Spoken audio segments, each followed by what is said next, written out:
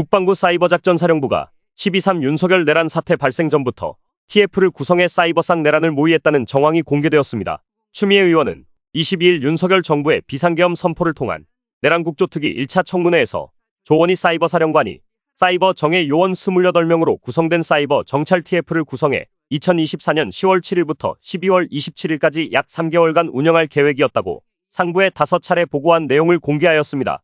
사이버 정찰 TF는 비상계엄 선포 후 중앙선거관리위원회를 수사하려고 했고, 만일 비상계엄이 성공했다면 계엄사 합동수사본부에서 실행모의를 해 나갔을 것으로 추정됩니다. 사이버사가 국가정보원, 국군방첩사령부 등 그동안 비상계엄에 협조해온 기관과 연계해 전 국민을 대상으로 이른바 인지전 심리전을 하려던 것으로 추측됩니다. 더불어 사이버사가 국방부 지시에 반하는 SNS 장악훈련을 실시하였습니다. 사이버사가 지난해 한미연합훈련과 을지자유의 방해 연습 당시 임무로 명시되지 않은 인지적 훈련을 하였는데 유튜브, 페이스북, X, 인스타그램 등 SNS 장악훈련을 실시하였습니다.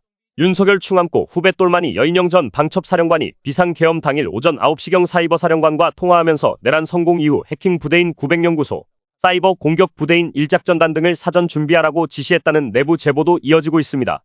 부하들에게 죄를 뒤집어 씌우는 악랄한 윤석열이 군 역사상 최초로 2023년 3월 사이버사 등 정보부대를 직접 방문했는데, 이때 야당, 언론사, 선관위 등의 색출과 대응 방안이 주된 내용이었다는 제보가 있었습니다. 사이버사는 쥐새끼 이명박 정부 시절 정부, 여당을 지지하고 야권을 비난하는 등의 정치적 글과 댓글을 온라인에 게시하는 댓글 공작에 연루됐던 부대입니다. 추미애 의원의 청문회 장면을 보시겠습니다. 내란 모의 작전이 있었다는 것을 지금부터 말씀드리겠습니다.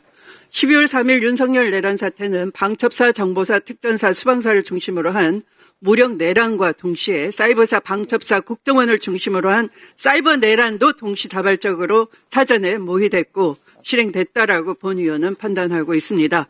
지금부터 말씀드리는 내용은 12.3 사이버 내란 관련 새로운 문제 제기로서 수사기관에서는 적극적으로 수사해서 전방위적으로 펼쳐진 내란 업무 계획을 국민 앞에 낱낱이 밝혀주시기 바랍니다.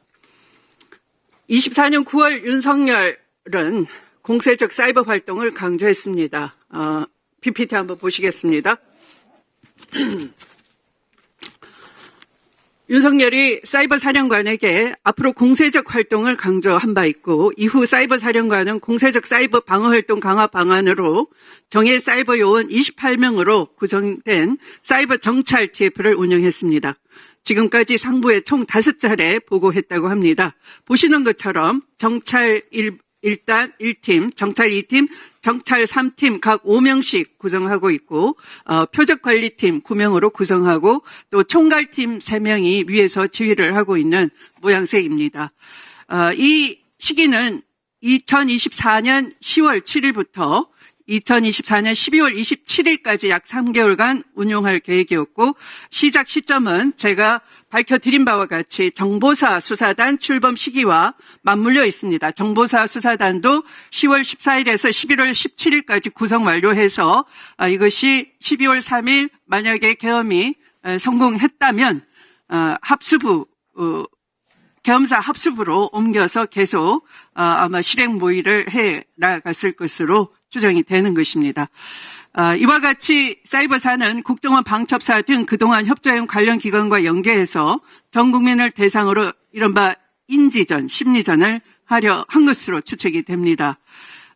이 사이버 정찰 TF는 계엄이 해제된 이후 24년 12월 20일, 25년 1월 8일 각 2차례 보고가 이루어짐으로써 현재까지도 활동하고 있다라고 보시면 되겠습니다.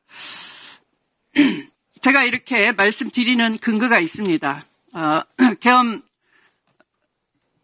있었던 당일 9시경, 오전 9시경 여인형 방첩사령관은 조원희 사이버사령관에게 6분간 통화를 하면서 12.3 내란 성공 이후 해킹 부대인 900 연구소, 사이버 공격 부대인 1작전단 등 사이버사 정예 요원을 사전 준비하라라는 지시가 있었다는 제보가 본위원에게 들어왔습니다.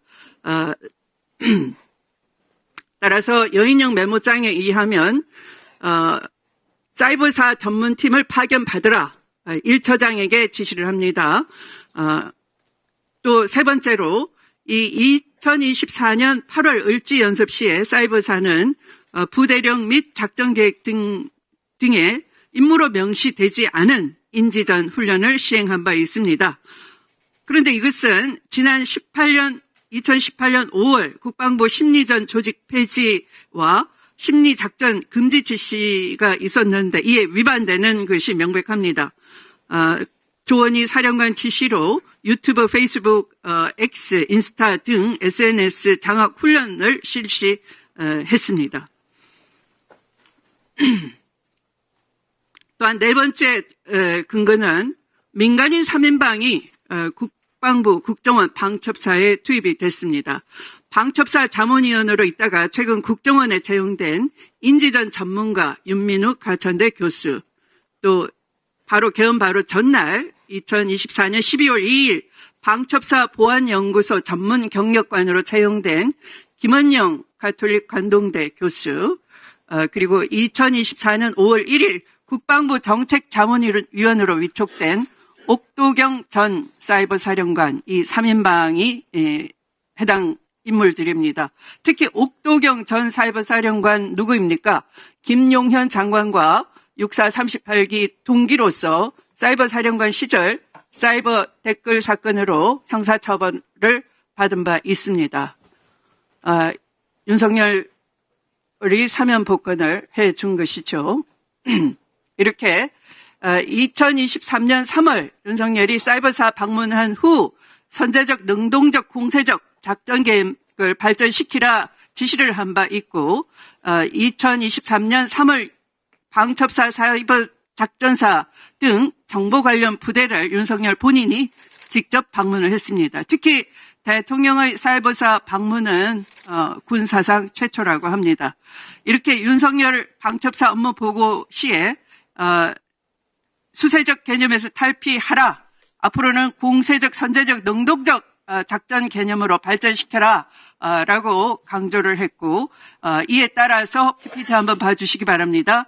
2024년 5월 방첩 정보 공유 및 활성화 목적으로 방첩 정보 4개 사령관이 참석해서 군 방첩 정보 협의회를 구축했습니다. 관련자는 사이버사, 방첩사, 정보사 777 사령관 등입니다. 자, 제보에 따르면 이때는 노조와 야당, 언론사, 선관위 등 반국가 세력 및 국가 위해 세력 등에 대한 색출과 대응 방안에 관한 논의가 주된 논의 내용이었다고 제보가 들어왔습니다. 자, 그래서 만약 12.3 내란이 성공했다면 어떻게 됐겠습니까? 이 사이버 내란에 대한 수사가 필요합니다. 조원희 사령관, 임준혁 참모장, 1작전단장, 오태철 900 연구소장에 대해서 즉각적인 소환조사와 압수수색을 해서 증거를 확보해 주시기 바랍니다. 또한 2024년 8월 을지연습 사이버사 작전계획, 민간인 3인방 활동계획, 방첩정보협의회 운영 지침, 사이버 정찰 TF 활동 결과 등에 대해서도 적극적으로 수사를 해 주시기 바랍니다. 윤석열이 지금도 심리전을 지휘하기 위해서 저는 이 헌법재판소에 출석해서 황당한 발언을 이어나간다고 봅니다. 부정선거 선동을 계속하는 것. 마무리할 수 있도록 약간 말씀해 주시기 바랍니다. 30초를 남았습니다. 다 약속을 지키기로 했는데. 10초만 마무리할 수 있도록 발언이 안 되죠. 예. 네. 마치 대통령. 그냥 할까요? 1분만 넣어줘. 마치 대통령만 본인만 받을 수 있는 정보 판단에 의해서 이 계엄을 당연히 할 수 있는 것처럼 우기고 있습니다. 내가 제일 잘한다. 본인만이 안다라고 하는 것이 바로 이 확신은 대북 사이버 심리전에 의거한 것으로 보이는 것입니다. 그래서 조속한 수사가 필요한 것입니다. 국민 선동 중단해야 하는 것입니다. 이상입니다. 네, 수고하셨습니다.